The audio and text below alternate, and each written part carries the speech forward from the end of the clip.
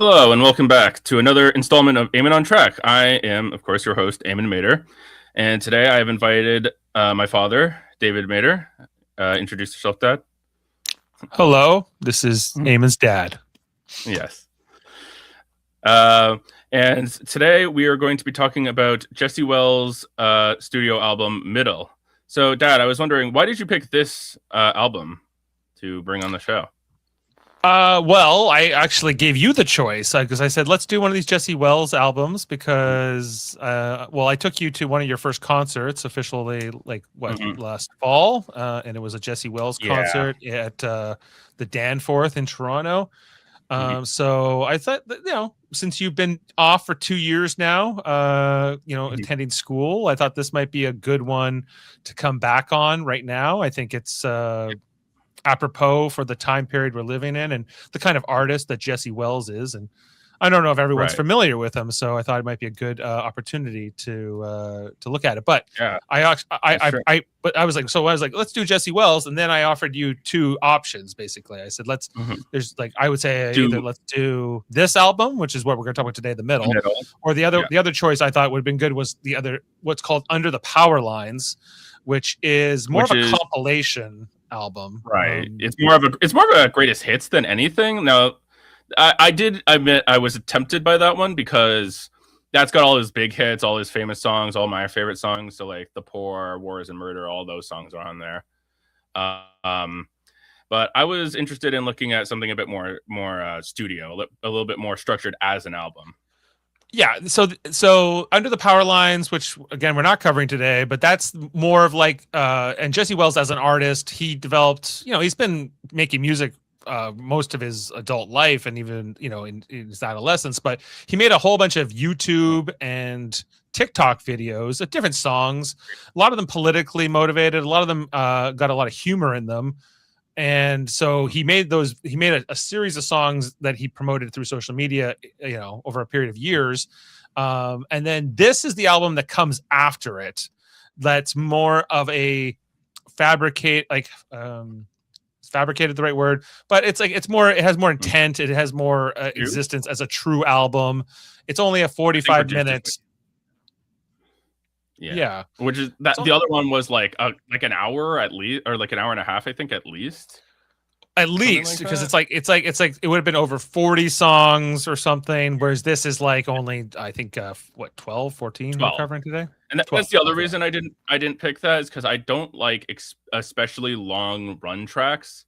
I just tend to find that I check out at the middle portion of the album, and it isn't as interesting. Anyway. So I think that this was a good choice, especially for our first one back, so that we're not here, for too long. I think this one's more digestible for a podcast. I agree. When did you first hear Jesse Wells, and did you discover him by yourself, or was he recommended to you by someone?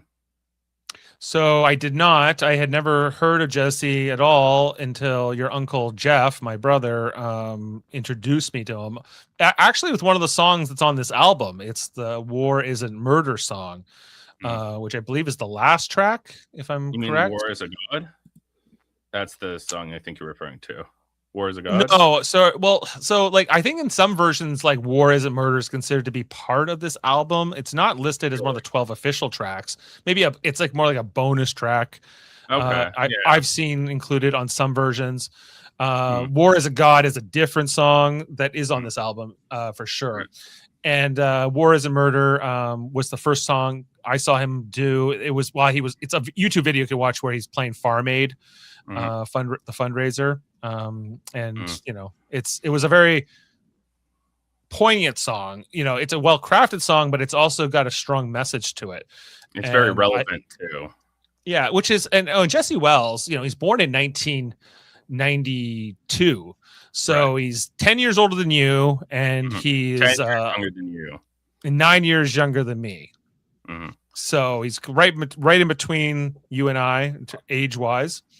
I think that we don't see a lot of artists like him in the modern age. Like, I've always been a fan of, folk music and politically motivated songs, like, especially like stuff like Bob Dylan, but more than just Bob Dylan, like a lot of the stuff we saw in the 20th century.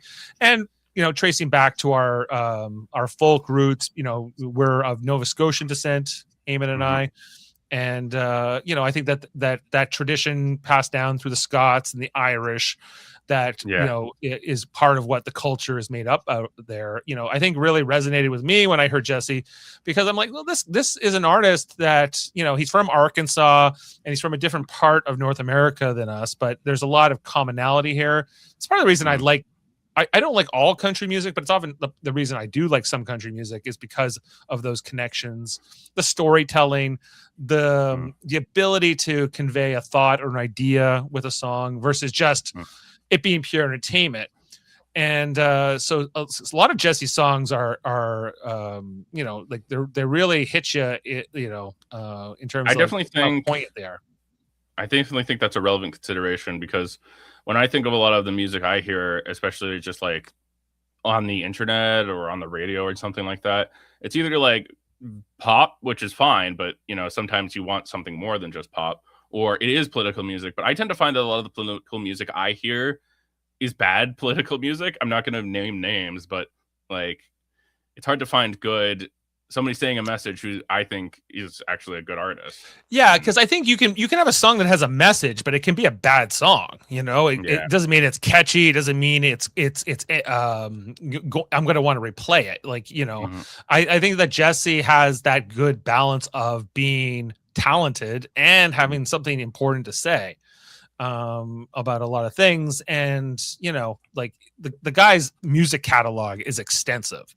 We're only talking about this 12 song album here. And a lot of these songs in particular, they're not as political, or they're not as overtly political, I would say. Right. They're way more, I think this is an album you can put on, listen to, and just enjoy in the background. You don't have to hang on every lyric in this particular album. Yeah. The only thing I would say that is a problem concerning that is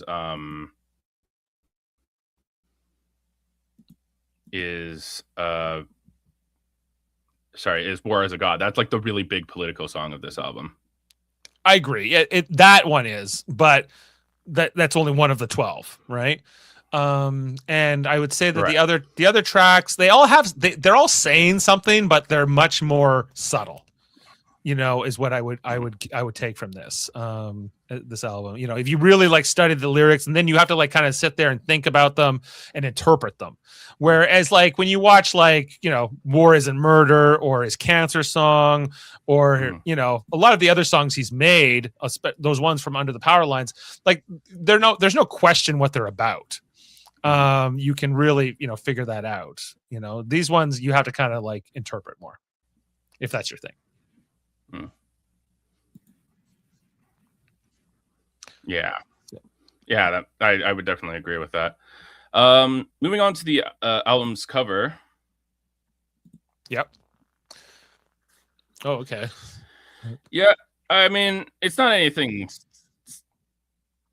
special. It's just him sitting there with a guitar.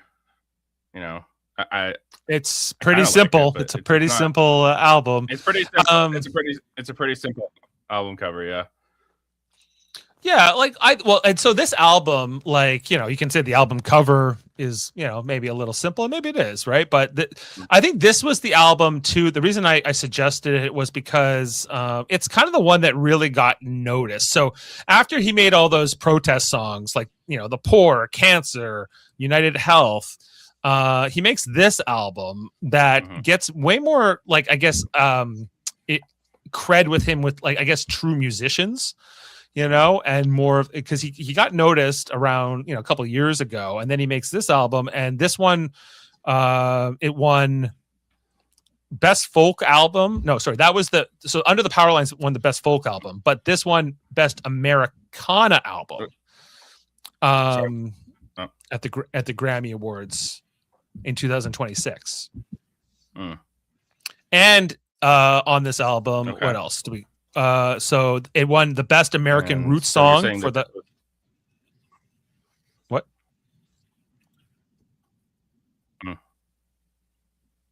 Are you there? The best American what? It won the best American root song for middle. Yeah, can you hear me? Yeah, but there seems to be a delay. Oh, weird. I don't know what's causing that. I think my internet's being a little wonky. Yeah.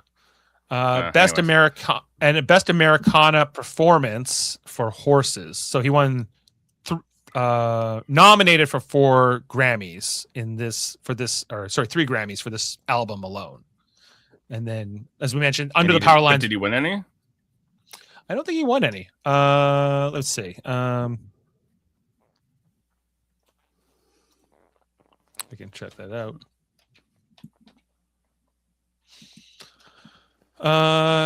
So Jesse Wells. He did not win Best American Root Song. That went to Ancient Light. Ancient Light. Can't say I've ever heard of it. He did not win Best Americana Performance. That went to Godspeed by Mavis Staples. I've heard of the Staples. I've heard of that. Yeah. Best Americana Album went to Big Money by John Batiste, who's like the longtime band leader of like Stephen Colbert.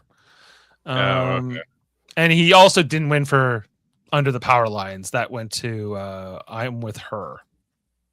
Man, snuffed out. But he went from being somebody who was a relative unknown to getting quite a bit of recognition within a couple of years. Like again, he's only born in 92. So what is he, like 30? Right. Well, he's 35. Yeah, probably 35, 34, something like that. Mm-hmm. At this point. So it's impressive, and good for him from getting noticed, but he didn't actually win. No. Right. All right. Well, let's move on to the tracks here, starting with the first track. First track, Horses. Yeah. Immediately with this song, I really liked the fiddle. I'm a sucker for like fiddle and steel guitar and stuff like that, which I'll mention later in the album. But that song specifically, to me, I think this is a pretty good opener. I love this song. I think it's one of the strongest songs on the album. It's we were saying that like this album's less political, and you were saying like maybe War is a God is the most political. I'd say this is the second most of the list. Do you like, what did you take from the song in terms of its like message? I took about how being bitter and hateful, how it takes a toll on you as a person, and how you should kind of live without being mad all the time, because then you have it takes all the meaning out of life. That's what I thought of it. Yeah, I think that's pretty on point. I think that the chorus is like the most like poignant thing here in terms of like its message. Like it's all like I used to, because the song's called Horses by he's I used to get here, like, I'll just read you some of the lyrics, right? I really thought there was a power in thinking half of y'all were just born fools. And that's referencing the fact that the political divide, left, right, the culture war of like the last, I don't know, 10 years, if not longer. Right. I'd say 20, 25 years, even like, sure. Like 9/11, I think was really when that starts, but yeah, right. But especially when it's like, I think for me, like when Trump comes along and this red-blue divide, like this Democrat, Republican in Canada, we're Canadians, conservative, liberal, the colors are different, but effectively, that more of that like polarizing view. Right. And Jesse, I would call him a progressive, right? Yeah, so he says, I used to think there was power in thinking half of y'all were just born fools, meaning that the half that are not on his political side. I thought I was gathering oats for my horses, but I was actually getting by whipping my mules. Is like this is the chorus of the song. And love the rhythm to that, by the way. That chorus, I just the way he sings it, it's so sing along is the best way I can describe it. Yeah, and then like how he follows up that by singing, I'm singing the song about loving all the people that you've come to hate. It's true what they say. I'm gonna die someday. Why am I holding on to all this weight? And that's really like this idea of like you can dismiss the other side of people you disagree with, and you don't have to. It doesn't mean you have to agree with them, but right. He wasn't gathering oats for his horses. He was actually just being like, he was just whipping a mule. He wasn't accomplishing anything, you know. There was nothing being progressed or being helped. Yeah, that's a pretty reasonable takeaway from the song. And I like the way he says half of you. He doesn't specify which half. I think that makes it more identifiable for anyone on either side of the political spectrum. Yeah, I'd also have, even how the song starts off, right? He talks about all my flannel made in Bangladesh, all my t-shirts in Vietnam. There are places that we quietly ignore. There are places that we go and bomb. And he talks about, I've learned a lot about Jesus, even more about Lao Tzu. They say that the way of the Tao is to do nothing, but the hell am I supposed to do? It's also like feeling like, oh, there's all this bad stuff in the world, but what am I going to do about it? But what I'm like, I can't, like, I'm supposed to turn the other cheek. How am I, this frustration and this like sort of this he talks about the tighter you grip, the more that you slip. The more you dig in your trenches, the probably the worse off you are. Yeah, which makes a lot of sense. And this is like a song I like. So I'd say "War Isn't Murder." It was one of the early songs I'm exposed to by Jesse, but this is also an earlier song that I heard from him. He played this on the Jimmy Kimmel show, along with the Poor song, right? If you worked a little harder, you'd be you wouldn't be so poor. So he played this song and that one that night. This one he played with like a full band. Whereas, like, the Under the Powerline songs are typically more of just him and a guitar, whereas this has got a full arrangement, as we saw when we went to his concert. He has a band. I don't know if the band has any name. Like, sometimes it's like the Jesse Wells Band. I would say is probably okay. Sometimes it's called, because he's got another album called Playing with the Devil. Which I believe refers to his piano player. So when he's fully he takes his songs and he adds this full band and he adds a piano and he goes, "Hey, I'm playing with the devil," right? Not just me. Okay. That makes sense. But you think of certain artists, you think of like Bruce Springsteen, the E Street Band, and all that sort of stuff. Ronnie Hawkins famously had the band as his backup band before Bob Dylan did. Yeah, because they were Ronnie Hawkins and the Hawks. Yeah. Right. Well, and then it was Levon and the Hawks for a bit. Right. But it's interesting you bring up Bob Dylan too, because Jesse Wells gets compared a lot to Bob Dylan.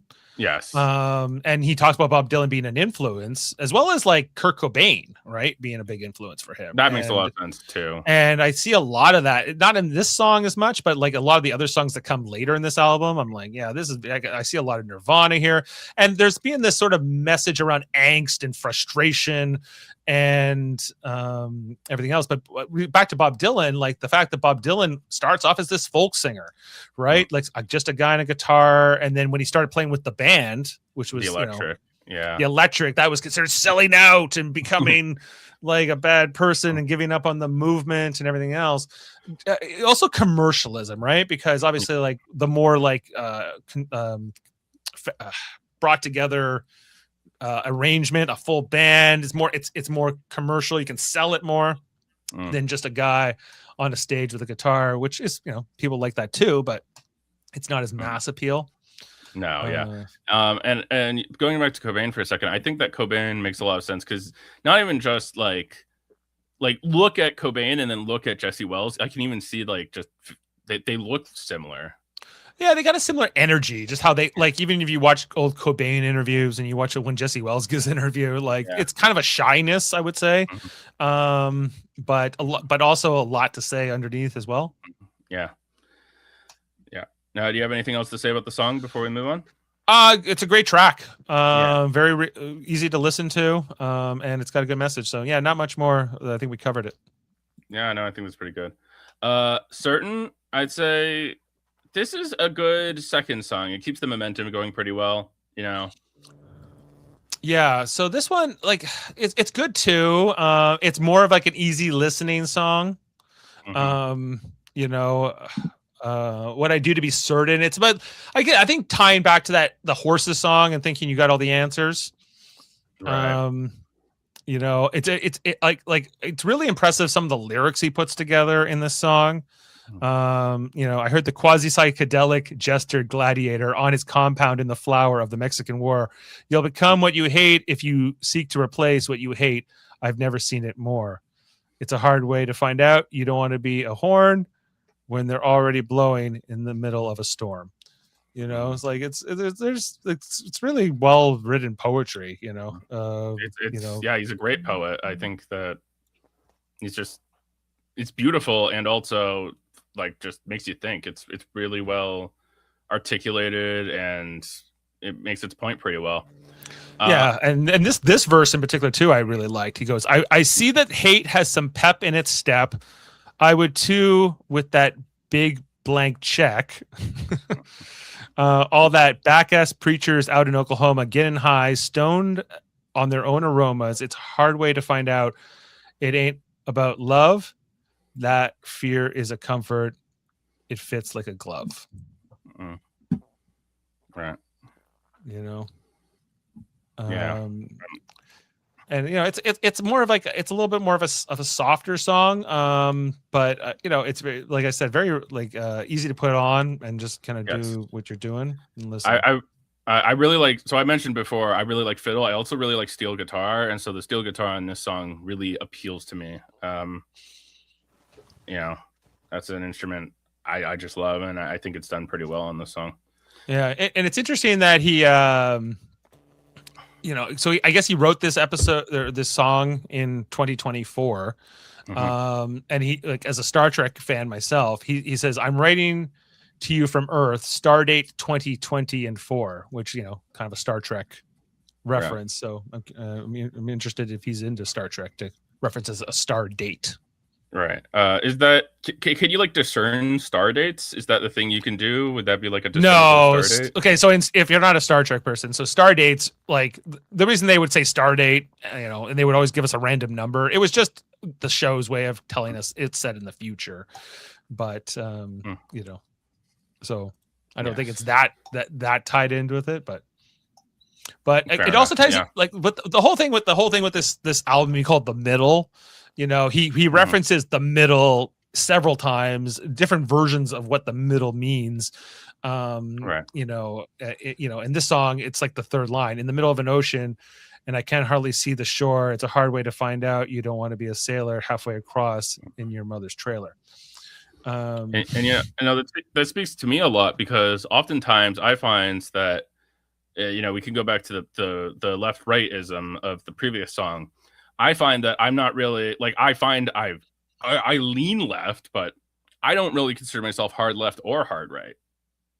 I consider myself like, that's what do you consider yourself? I guess, yeah. Like, I'd consider myself like a left leaning centrist. Yeah, you know what the funny thing is, I probably would say that something similar, but like I don't know if it's completely true. Like, I agree that we don't need to put ourselves into boxes all the time, and you know, but I like, there are definitely some viewpoints I don't share with like all leftists, but I broadly consider myself to be left. But it doesn't mean I can't accept an idea or a concept or a thought from the right, if you will, you know, if I think it has merit.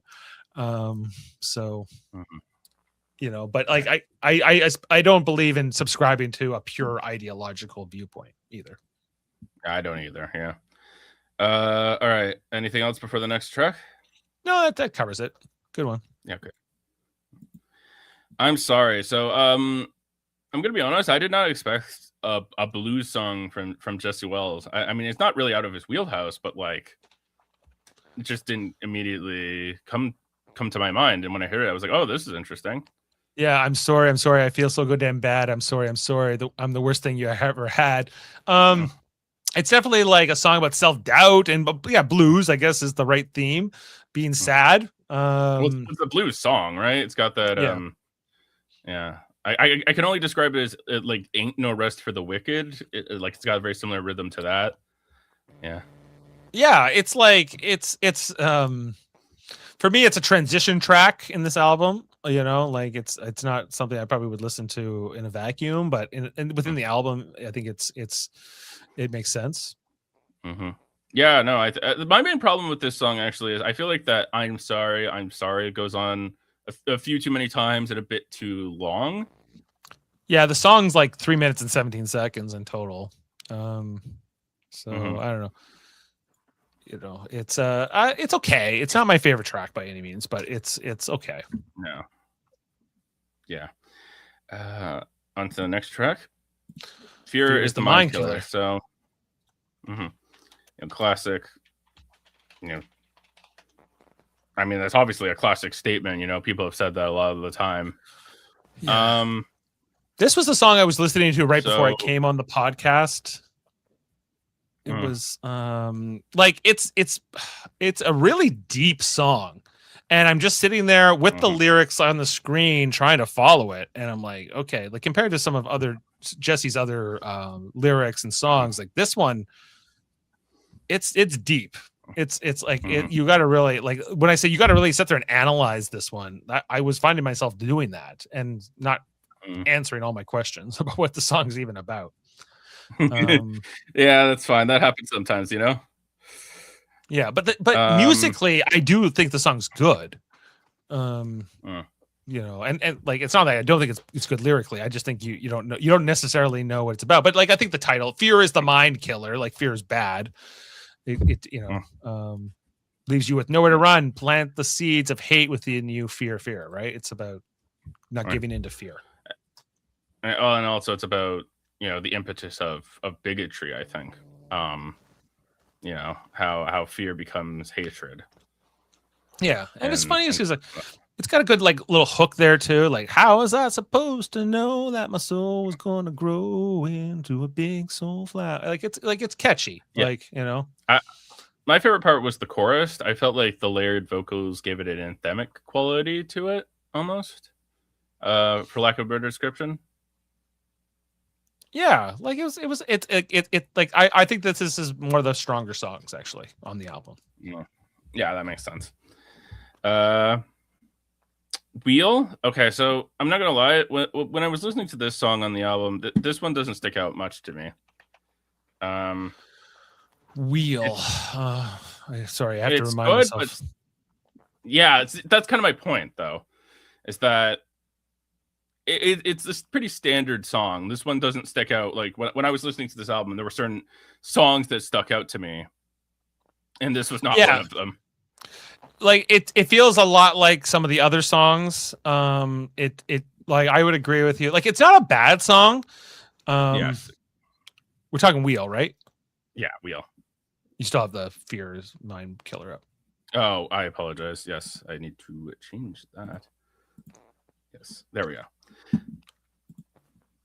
Wheel keeps on spinning, turning. Yeah, it's it's okay. It doesn't have a lot to say. I'd probably skip it most of the time. Yeah, I don't think this is like nobody's coming to this album and be like, "Oh man, my favorite song on this album is Wheel." I don't well, maybe it's somebody's favorite song, but yeah, it's almost 4 minutes this song, so it does feel a bit long to me too. And it doesn't it doesn't hit you with like, wow, what a thought, or with what a poem or anything. Like to me, it's like it's all about getting to the next song. Yeah, this is definitely a skip song. Yeah. Anything But Me. I like this one. It slows down a little bit. We've been having a pretty consistent pace throughout this album. Sometimes you have to slow things down. It's a bit more introspective. I really appreciate that. Yeah, I guess in the way that like I'm Sorry was, it kind of feels like a little bit of the next song, like in that theme after I'm Sorry. Anything But Me, it's more self-deprecating, Right. I think, if I'm interpreting it right. I should have been a bird, a Yeah, sparrow, or an eagle, a crow, or a seagull flying over the sea. I should have been a sailor, a cowboy, or a jailer, anything but me. Like this idea that you're not good enough in who you are. You know, I should have been something else. Yeah, or that you just hate your life. You're not happy where you are. Or if you're feeling that regret of not having, you know, what were my dreams, you know, like, you know, or even this idea you have to accomplish one, you have to be like, you know, something else other than anything but you to be happy, right? Let it be me, anything but me. And trying to find, you know, that being content with who you are. It ends with, I'm up on the mountain doing some crying underneath the Pleiades and the Orion. Seek ye the roller of celestial stones, a packet of cigarettes, and a book of poems.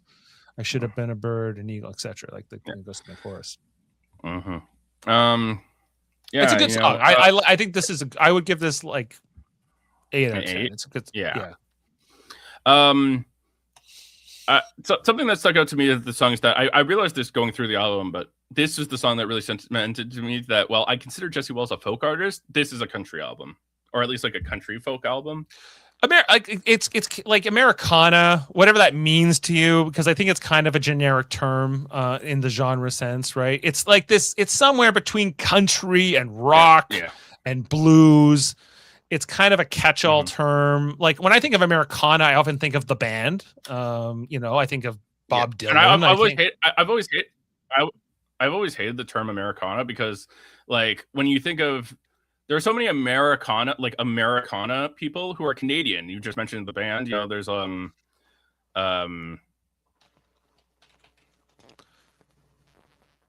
Neil Young. You know, people like that. You know, what is Americana if is like? Well, are Canadians Americana? How do we distinguish between folk music, country music, and Americana music? Would be my question to you. You know, like these lines are blurred, right? And they kind of, you know, they kind of bleed into each other.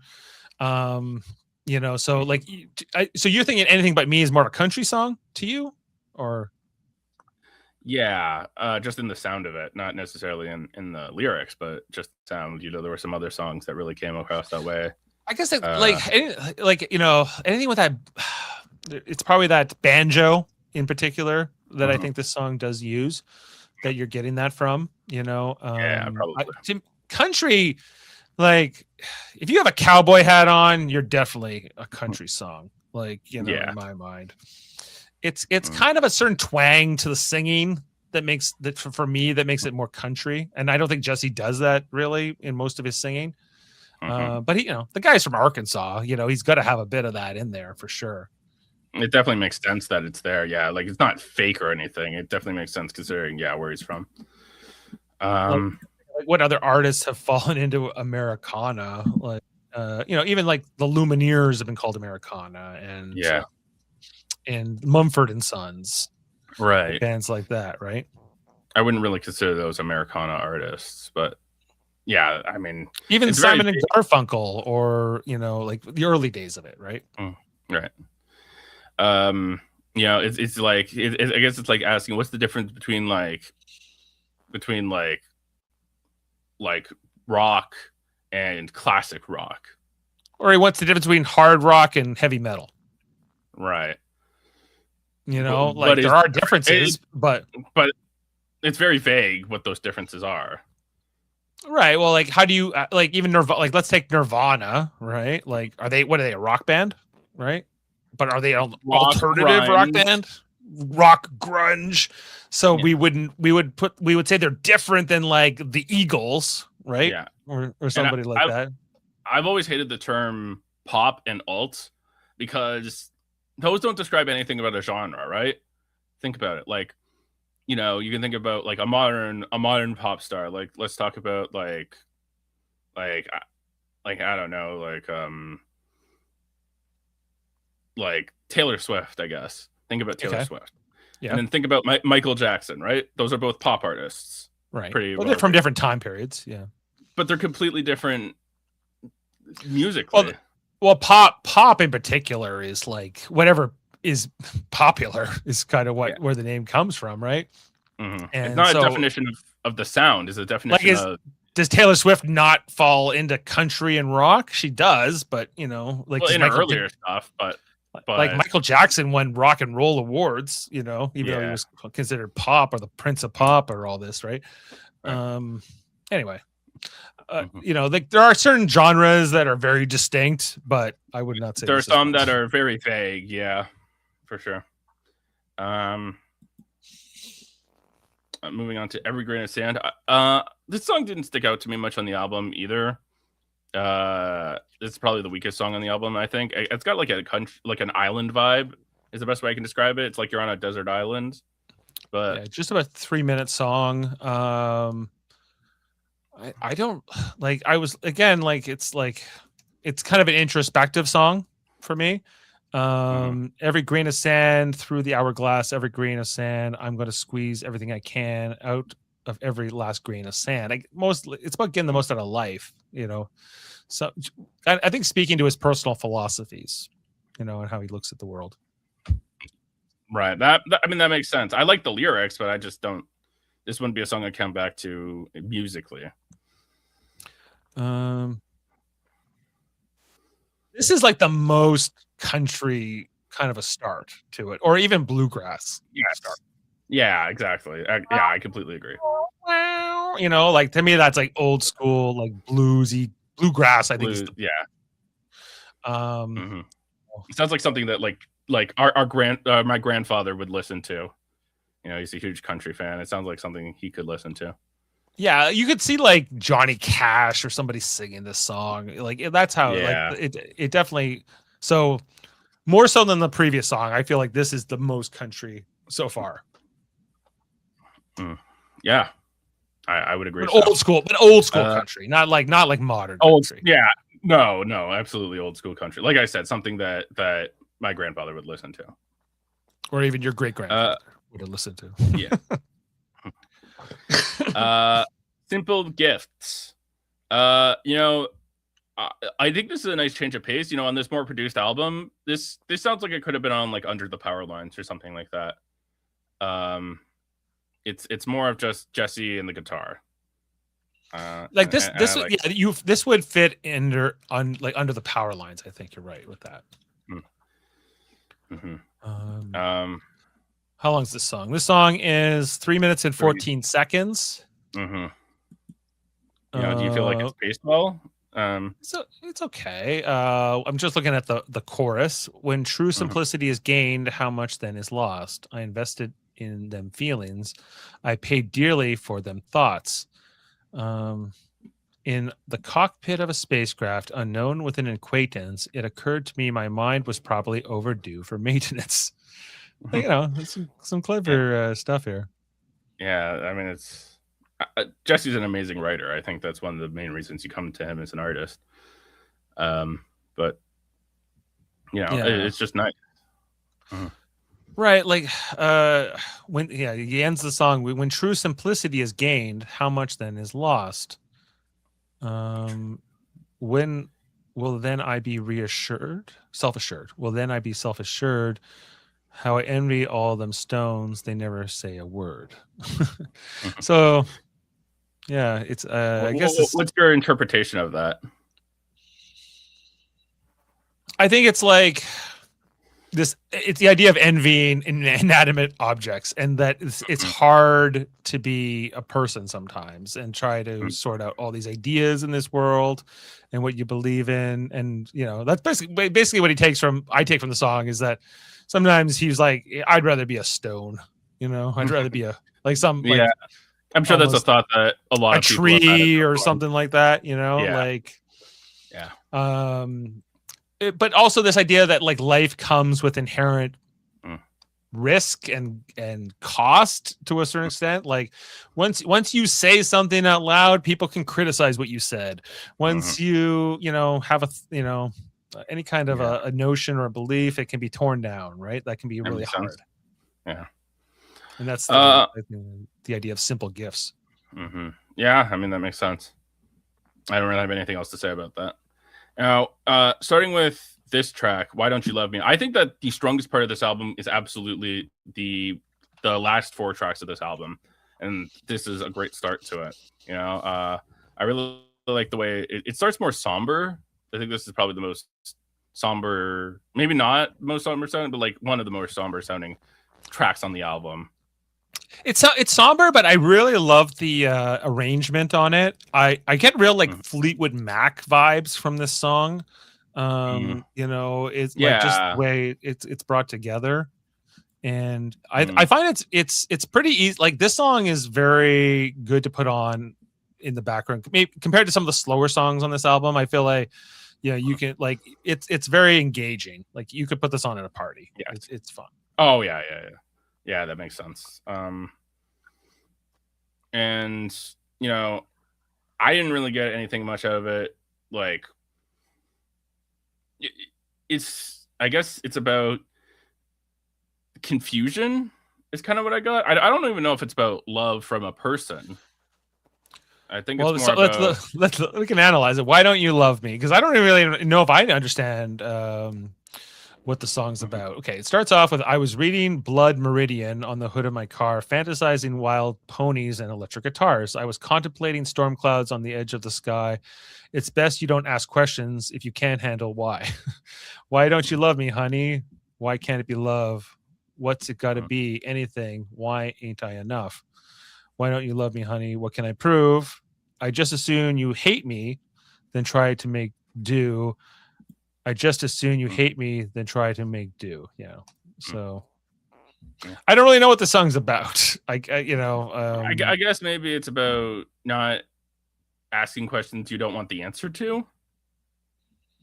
Well, that's definitely one of the parts of the song, but what's in reference, why don't the song keeps asking, "Why don't you love me, honey? What can I prove? What's it got to be? Anything? Well, ain't I enough?" So it's almost like a love song, right? Or unrequited love. Yeah. Right. As well. I don't know if it has a political message or not. I don't think it does. No, I think it's more philosophical than anything. Or it's just about some crush who didn't love him back or something like that. Something like that. It says, "I threw a coin at my reflection on the edge of the lake. Then I rode off in the sunset on the back of a snake.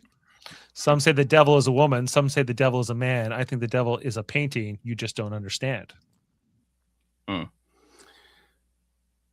Yeah, that's interesting. It's a painting.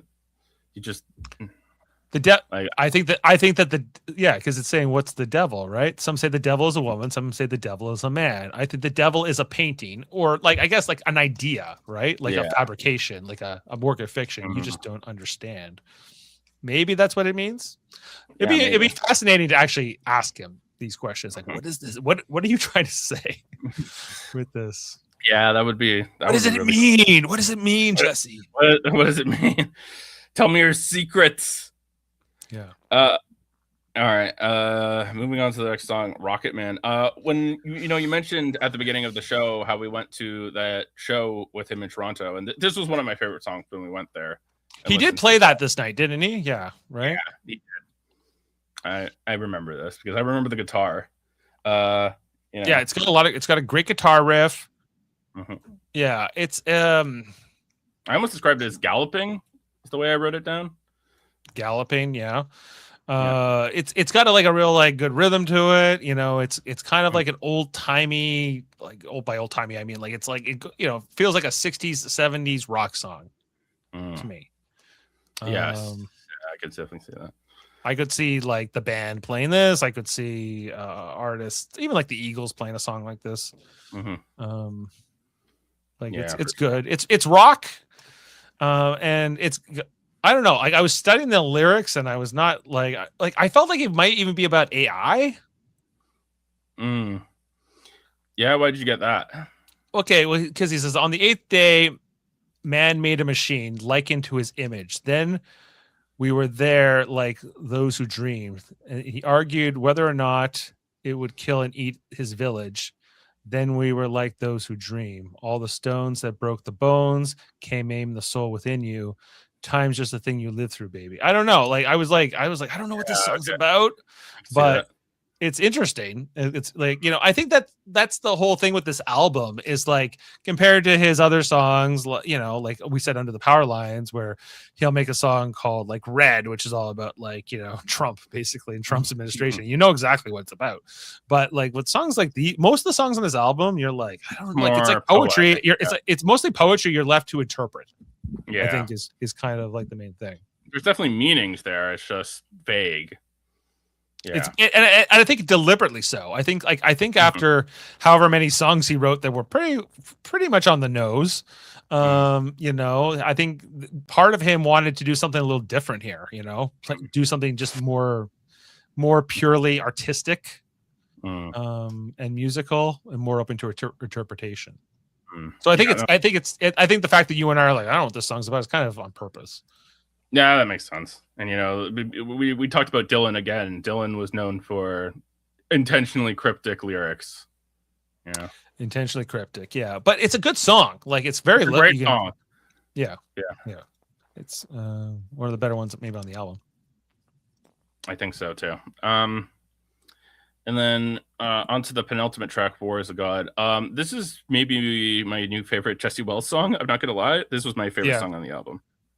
Yeah, like okay, this is like a song I've listened to just on its own all the time. We mentioned his like the first song I listened to, which was "War Isn't Murder," which is all about like war isn't murder when you're fighting the devil, murder's okay. This song is kind of related to that, although it's a very structurally it's very different.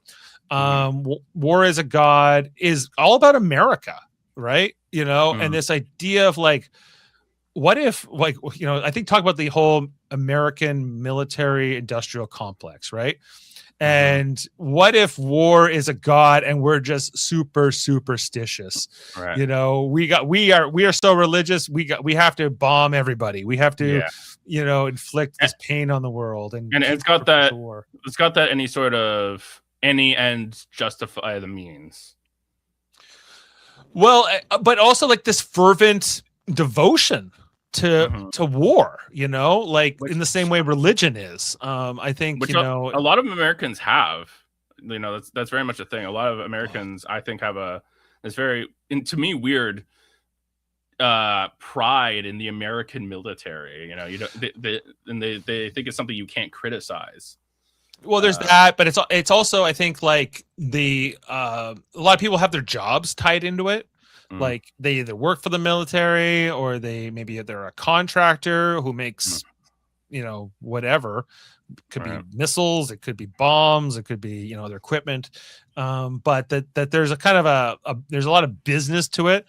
And I think I think they all have different reasons, but it's definitely, why can't we seem to get out of this? Right. I think because that's how the song ends, right? I saw a man who made a war with his right hand blown apart, throw a stick at a machine. It was his final work of art. Seated, bleeding out, his kneecap taken off, and that's the story of the whole world, and I can't seem to make it stop. Right? I appreciate the brutality in the imagery. I think that Jesse, we talked about War Isn't Murder, but it's like we kind of glorify war in some ways, and these two songs are kind of about no, war is hell. It's just a bunch of higher ups sending millions of people to fight for things that don't concern those people for whatever. Well, I agree that that's part of what the song's about, but I think more importantly is that he can't, how that last line ends. I can't seem to make it stop. I can't seem to find a solution because we're in this pattern, right, of constant war. And even how what I really love with the song is how he's just let's split up. You go south and I'll go north. And we'll try to find the answers. We're going to try to, at least come back with a report. We're going to come up with a strategy for how to get out of this. Right. And they can't come up with anything. Yeah. Right. And I think this idea of letting go, the next verse is it doesn't matter who was here first. It doesn't matter who was last. All that matters is we're here right now. Could the past just be the past? Why like, but that's also very human to hold on to these grudges, right? Mhm. Bloodshed and starvation, bloodshed, take heed. They both got the same damn God. They just don't know how to read. And then, Mhm. and then we get the chorus. Maybe war is a god and we're just super superstitious. Right. It's going to take a lot of blood because boy, are we religious.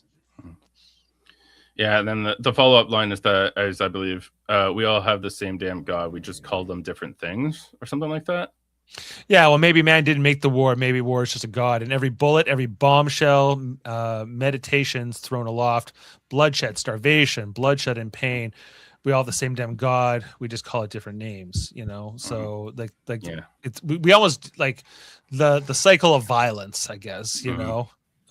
You think about it like Christians against Muslims, or Yeah, exactly. We're or fighting. Yeah.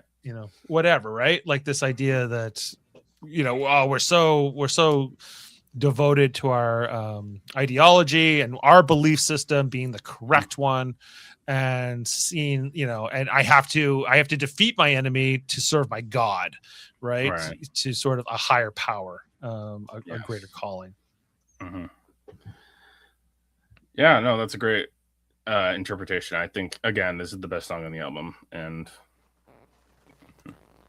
Yeah, I think for me it's probably this or Horses.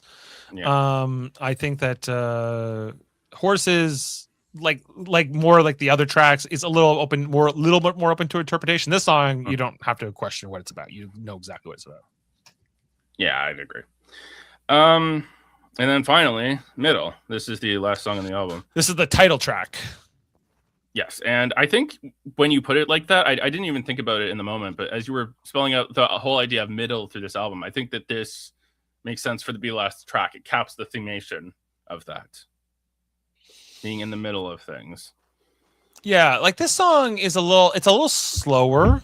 It's a little bit more introspective. It's just trying to remind myself. Yeah, it's mostly just Jesse playing guitar, right? Like I don't even think it has much of an accompaniment at all. No, Like if it has a little bit, if I remember correctly, but not really.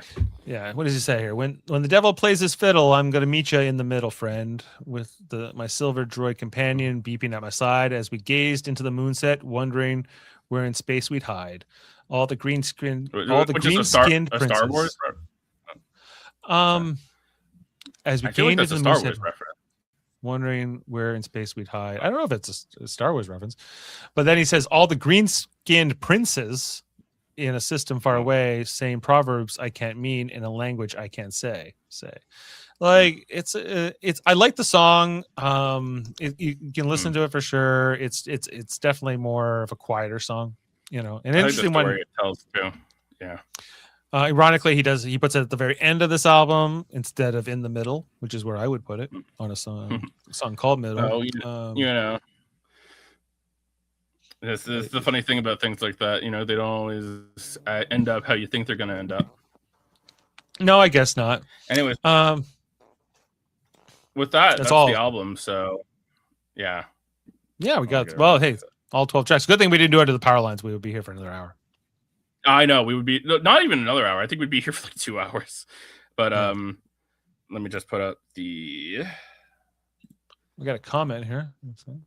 Oh, it's just a spam comment. Yes. All right. Let's look. Oh, gotta put it up. You still okay? It didn't put up automatically for some reason. All right, so in terms of, we start with music. I would give this a solid 9 out of 10. I think that it's fundamentally just really strong, and I love most of the instrumentation. I just like Jesse's instrumentation in general, but yeah, like the songs I love on this album, I would give them 10s, right? But there's a bunch of songs on here that I would probably not listen to that often. So I'm torn on how to rate the entire album. I'm probably closer to 8 on the album. Yeah, that's completely understandable. Lyrically, I'm actually going to give this a 10. I think that this has some of the most interesting and just thought-provoking lyrics, even if I don't understand them. It's just beautiful poetry. Yeah, I agree. It's a 10 for lyrics. Like what you can't ask for much more. No, I really don't think you can. Next up, the pacing of the album. Like a few of the, in my opinion, a few of the songs are long, but yeah, and a few songs I don't really come back to. I wouldn't really come back to on this album, so I'll give it like a 7. Like I think in particular, I'm sorry, that one feels too long. Yeah, even though it's not the longest on the album, right? Like, but it feels long. It feels long. Every grain of sand a little bit too. I'd agree. Even though again it's one of the shorter songs, so it's weird how a couple of the shorter songs feel longer. So pacing wise, I don't know, 7. Yeah, that's fair.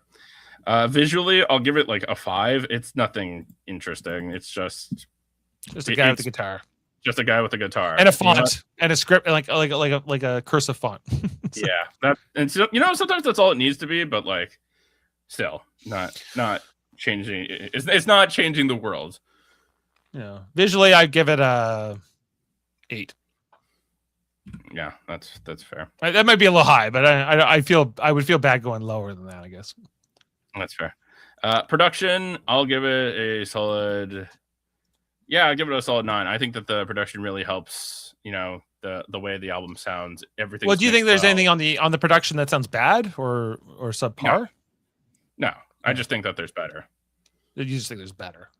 Yeah. Like for me, I don't know if there is. I go 10 on production. I have no critiques, so that's fair. Mostly cool. And then how do I do the average? So just copy the one above. So no, not there. So see that yellow 6.5? Yeah. Hit Control C. This is where a dad teaches his son Excel, and then hit Control V. Okay, yep. So it will do that. Okay, but you have to do that in each case. Okay. Yeah, you got to do it there. Cool. There you go. And then we go over here. Yeah, it should already do it. Yeah, it looks like we already got it. So it looks. What are we averaging? 6.9. Mm-hmm. Well, hold on. I would have to look at the formula. I haven't looked at the spreadsheet in a while. But yeah, that's fair.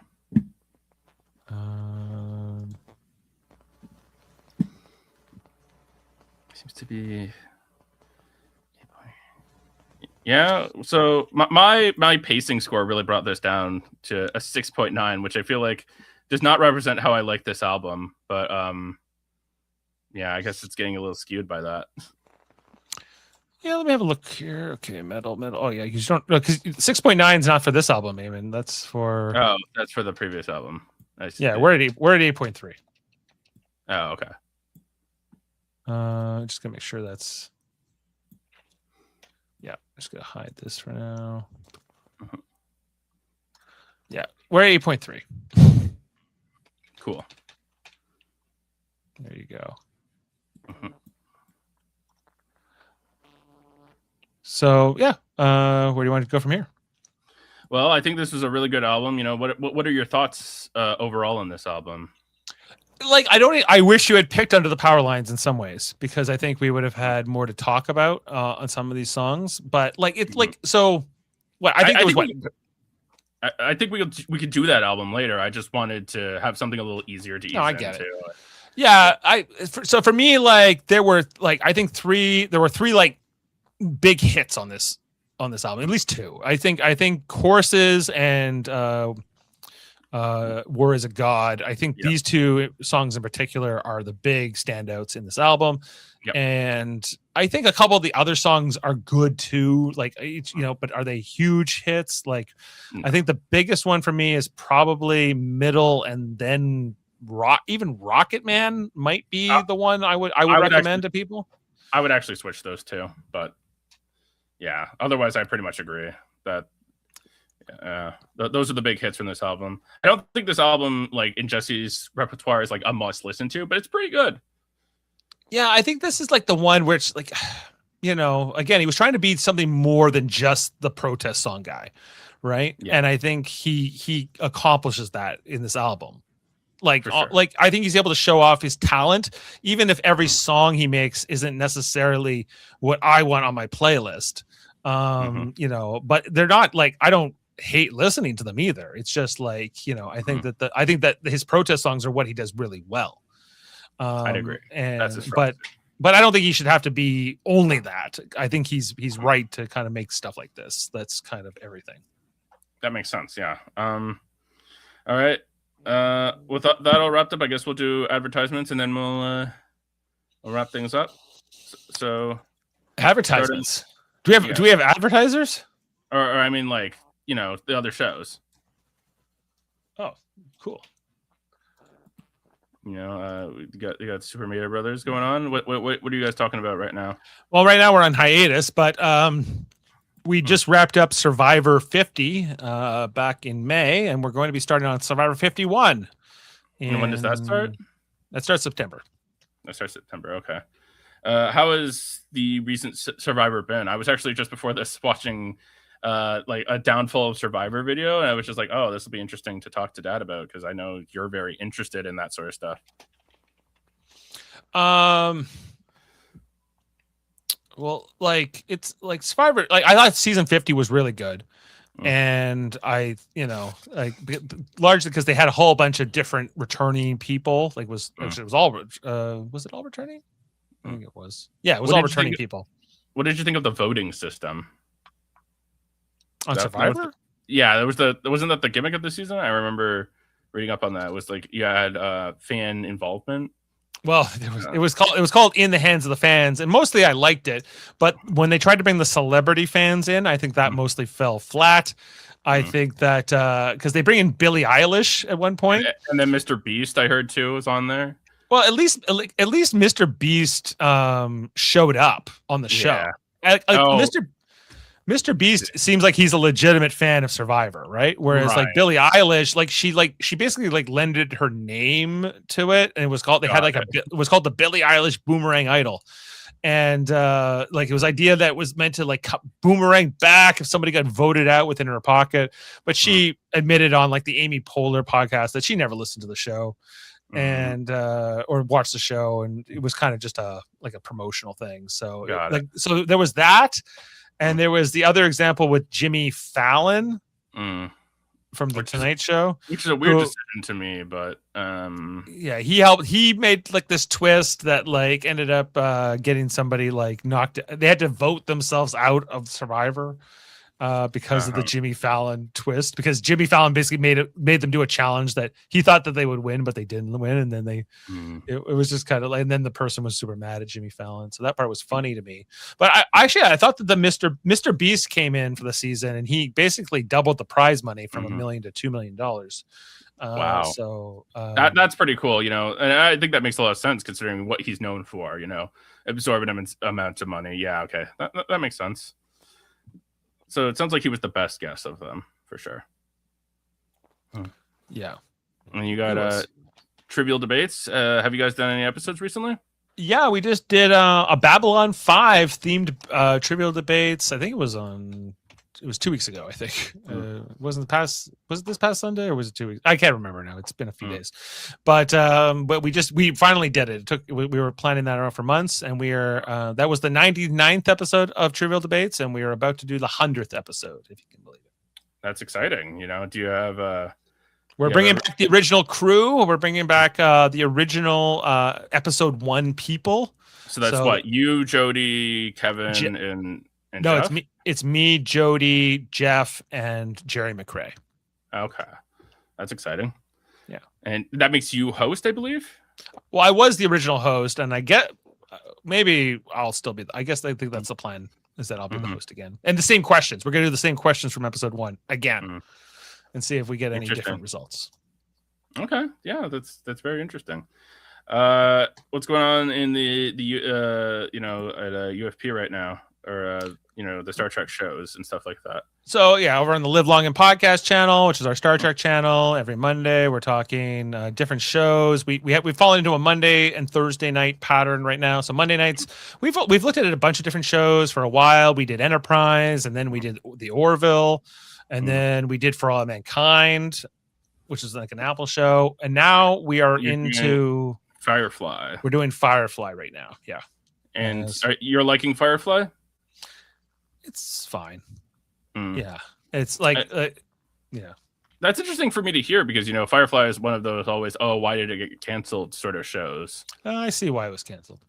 Yeah, that's fair. It's not bad, but it's okay. It's not I don't think it's like the be all and end all, if you will. That's fair. And then coming up this Monday on this show, we are doing Proto Man Act 3, This City Made Us, with Chris Murphy. That's going to be really exciting. We did the Act 2 on this show, and it's been like 16 years in the waiting. Actually, I think like 17 years in the waiting for this follow-up to the album. So that's going to be very exciting to talk about. Yeah, well, I'm glad you're getting back into it. It could be your 20th episode, right? Because you're back streaming again after 2 years of school. Yep. So that's going to be exciting. Mm-hmm. Really happy to get back into it, and I'd be happy for everyone to watch. It's. I've started listening to it. It's a really good album. Oh, the Proto Man. Yeah. And you said, what night are you doing that? Monday afternoon. Oh, okay. It's kind of hard getting a defined schedule with a show like this. You always got to get guests, so you kind of work around the guest schedule. Well, tell me about it. It's the life of a hustler producer. Yeah, exactly. But with all that, that's all I have to say. Well, yeah, and I guess the other Federation show we'll plug is Jason and Steven over on Hey, Did You See This One? Every Thursday night, they're talking about a different movie. I'm going on with Jameel in October for Scream 3. I just want to have a peek at what they're doing tomorrow night. Yeah, have you met those guys? Yeah, I think I have. I haven't done an episode with them, but that would be interesting. Oh, well, it's like a 4-hour marathon. Yeah, so they are on, it appears tomorrow, 6 days. Or did they cancel last week? Sucker Punch, I think they're doing next. Sucker Punch. Okay, yeah, that's a very interesting movie. Yeah. So check out those guys. They're a lot of fun. Mm-hmm. Yeah, I definitely do. With that, I would say that is it. And thank you for coming on the show, Dad. And thank you to everyone who watched. Well, thank you. And we look forward to many more episodes here on Eamon on Track. Yes. Cool. Struggling to find the outro video. It's right there. You want me to play it? Yeah. All right. We'll see you next time, everyone, here on Eamon on Track. Have a good night. Yes. Good night. Beam up some Star Trek content with Live Long and Podcast. A roundtable movie discussion with Hey, Did You See This One? And take a peek into the darkness with Heard Noise, Must Investigate with Michael Chan. Watch us duke it out on trivial debates. And let's chat about TV with the Super Mario Brothers. It's all here on the United Federation of Podcasts.